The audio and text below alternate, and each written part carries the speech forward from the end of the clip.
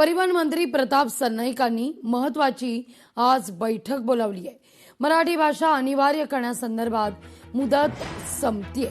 व्यावसायिक प्रवासी वाहन चालकांच्या मराठी ज्ञानाची तपासणी होणार आहे। भाषेच्या ज्ञानाची तपासणी तसंच त्यासाठीच्या कार्यपद्धतीची बैठकीत सविस्तर चर्चा होईल।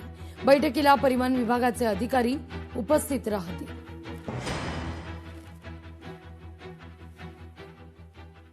नाशिक महानगरपालिकेमध्ये पर्यावरण मंत्री पंकजा मुंडे बैठक घेणार आहेत। कुंभमेळ्याच्या पार्श्वभूमीवर आढावा बैठक असेल।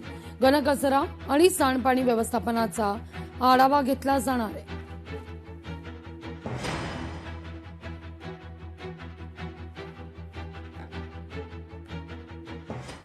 मंत्री चंद्रकांत पाटील यांच्या मतदारसंघातील विकास कामाचं स्पेशल ऑडिटची मागणी राष्ट्रवादीला महागात पडली आहे।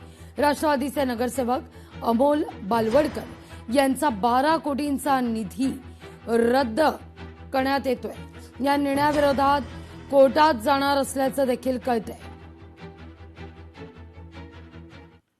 एक नगरसेवक म्हणून मला महानगरपालिकेच्या माध्यमातून जो निधी उपलब्ध होतो तो निधी आज या ठिकाणी मुख्य सभेमध्ये सत्ताधाऱ्यांच्या वतीने भारतीय जनता पक्षाच्या वतीने या ठिकाणी फेरविचार करून शून्य करण्याचा आज या ठिकाणी निर्णय घेण्यात आलेला आहे। खरं तर या निर्णयाच्या विरोधात मी उच्च न्यायालयामध्ये निश्चितपणे जाणार आहे। राजकारणाच्या जागेवर असतं, विकास काम आणि राजकारण याचा कधी एकत्र नाही आणले पाहिजे। पण भारतीय जनता पक्षाचे काही नेते ज्यांनी कधी विकास कामे केलेली नाहीत अशा व्यक्तींना या माझ्या प्रभागातून माझ्या मतदारसंघातून 2दा जनतेने निवडून दिलंय। पण एखाद्या व्यक्तीवरची राजकीय सूड भावना व्यक्त करताना त्या व्यक्तीचा सोडून इतर जनतेचा तरी विचार कमीत कमी करायला पाहिजे होता। राज्यातील एमपीएससी विद्यार्थ्यांकरता महत्त्वाची बातमी आहे। संयुक्त मुख्य परीक्षा गट ब चा निकाल पसंती क्रम घेऊन पुन्हा लावा। आमदार विक्रम पाचपुते यांनी मुख्यमंत्र्यांकडे मागणी केली आहे। नव्यानं निकाल लावल्यास सर्वच विद्यार्थ्यांना न्याय मिळेल असा पाचपुते यांचा दावा आहे।